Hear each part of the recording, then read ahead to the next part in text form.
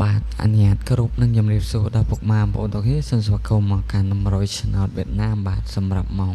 4កន្លះនិងម៉ោង6កន្លះសម្រាប់ថ្ងៃទី30ខែ5ឆ្នាំ2025ហើយមុនឈានដល់100សូមពុកម៉ែបងប្អូនទាំងអស់ជួយចុច like ឲ្យ admin ម្នាក់មួយផងដើម្បីទៅបាន100ថ្មីជាបន្តទៀត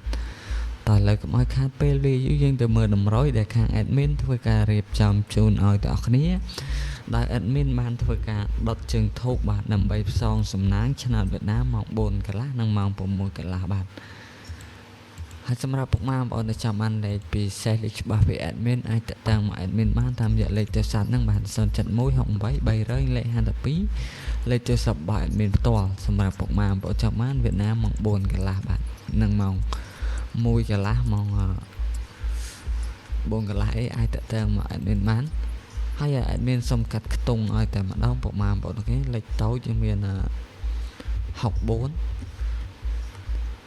46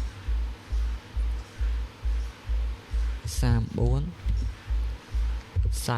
49ហើយនឹងមកក្របទៀតគឺ39បាទ39បាទនេះលេខតូចយើងមាន5ក្របពុកម៉ែបងប្អូនអូខេជាមាន64 46 34 49និង39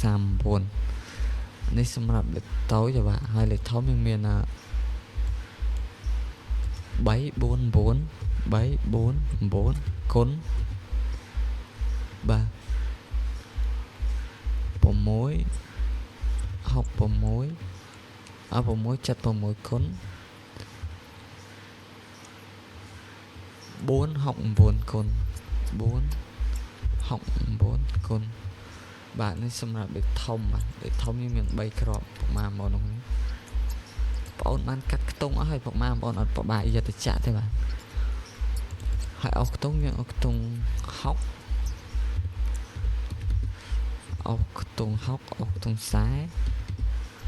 និងអស់ខ្ទង់30បាទនេះពុកម៉ែបងប្អូននេះហើយវីដេអូយើងក៏មានតែប៉ុណ្្នឹងដែរហើយសូមពុកម៉ែបងប្អូននេះសូមកុំភ្លេចជួយចុច like ក៏ដូចជា subscribe admin មិនអត់មួយផងណាអរគុណបាទជម្រាបលាហេង